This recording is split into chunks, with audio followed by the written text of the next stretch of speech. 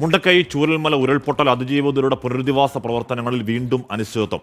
ടൗൺഷിപ്പിനായി Nedumbala estate ഏറ്റെടുക്കുന്നതിനെതിരെ തൊഴിലാളികൾ രംഗത്ത് വരികയാണ്. തൊഴിൽ, മറ്റ് ജീവിത സൗകര്യങ്ങൾ എന്നിവയിൽ ആശങ്ക ഉണ്ടെന്ന് പറയുകയാണ് തൊഴിലാളികൾ. നെടുമ്പാല എസ്റ്റേറ്റിൽ നിന്നും സമീർ സി മുഹമ്മദ് ചെയ്യുന്നു. സമീർ, ആദ്യം അത് കോടതിയിൽ, ഗുഡ് മോർണിംഗ്. ആദ്യം അത് കോടതിയിൽ വ്യവഹാരക്കുരുക്കിലായിരുന്നു, അതൊന്ന് പരിഹരിച്ചു. ഇപ്പോൾ അടുത്ത പ്രശ്നമാണോ നെടുമ്പാല എസ്റ്റേറ്റിൽ? സമീർ,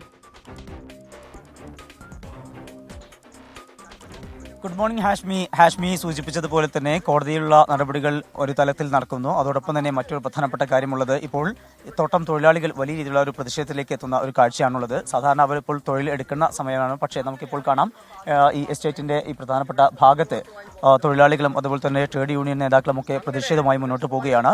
ഈ എസ്റ്റേറ്റിൽ 116 ഹെക്ടർ എടുത്താണ് തേയില കൃഷിയുള്ളത്. അതിൽ 55 ഹെക്ടർ ഭൂമിയാണ് ടൗൺഷിപ്പിനായി സർക്കാർ ഏറ്റെടുക്കുന്നത്.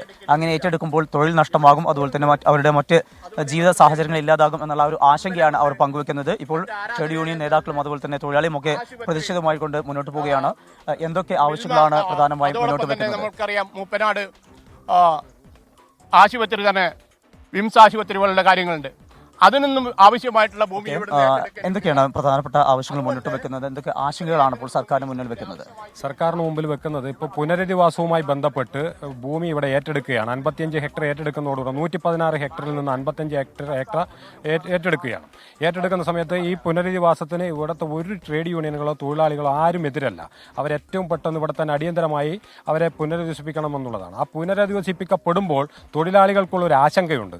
അവരുടെ തൊഴിൽ നഷ്ടപ്പെടുമെന്നും അവരിവിടെ നിന്ന് വേറൊരു ഡിവിഷനുകളിലേക്ക് അവരെ ട്രാൻസ്ഫർ ചെയ്തുകൊണ്ട് അവരുടെ ചെക്ക് റോൾ മുഴുവൻ അങ്ങോട്ടേക്ക് മാറ്റി അവിടെ ജോലി ചെയ്യേണ്ട സാഹചര്യം ഉണ്ടാകുമെന്നാണ് അവർക്കുള്ള ആശങ്ക.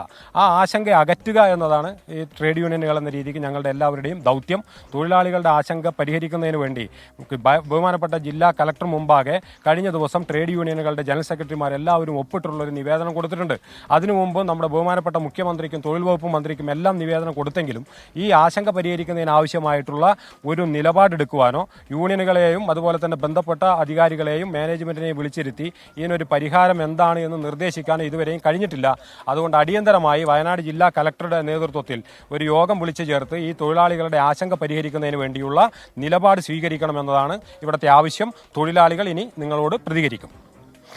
ഹാഷ്മി, ഇത്തരം കാര്യങ്ങളാണ് ഇതുമായി ബന്ധപ്പെട്ട് സർക്കാരിന് നിവേദനം നൽകിയിട്ടുണ്ട്. പക്ഷേ അതിലൊന്നും നടപടി ഉണ്ടാവുന്നില്ല. ആ ഒരു പശ്ചാത്തലത്തിലാണ് ഇപ്പോൾ തൊഴിലാളികളും അതുപോലെ ട്രേഡ് യൂണിയൻ നേതാക്കളും ഒക്കെ പ്രതിഷേധമായി എത്തുന്നത്.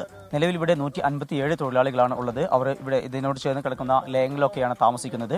അപ്പോൾ ടൗൺഷിപ്പ് വരുമ്പോൾ അവരുടെ തൊഴിലും അതുപോലെ മറ്റ് ജീവിത സാഹചര്യങ്ങളും അതുമായി ബന്ധപ്പെട്ട് വലിയ ആശങ്ക അവർ പങ്കുവെക്കുന്നുണ്ട്. എന്തായാലും ഇവരുടെ ഈ ആശങ്കകൾ കൂടി പരിഹരിച്ചുകൊണ്ട് തന്നെയായിരിക്കും സർക്കാർ മുന്നോട്ട് പോകുക എന്ന് പ്രതീക്ഷിക്കാം. ഹാഷ്മി, സമീർ സി മുഹമ്മദാണ് നെടുമ്പാല എസ്റ്റേറ്റിൽ നിന്ന് വിവരങ്ങൾ നൽകിയത്. എന്ന് പറഞ്ഞാൽ ആ പുനരധിവാസം അങ്ങനെ എന്താണ്, നമ്മൾ വലിയ പ്ലാനിങ് നടത്തുമ്പോഴും ഏതെങ്കിലുമൊക്കെ പ്രതിബന്ധങ്ങൾ അതിന് മുന്നിൽ വന്ന് പെടുകയാണ്.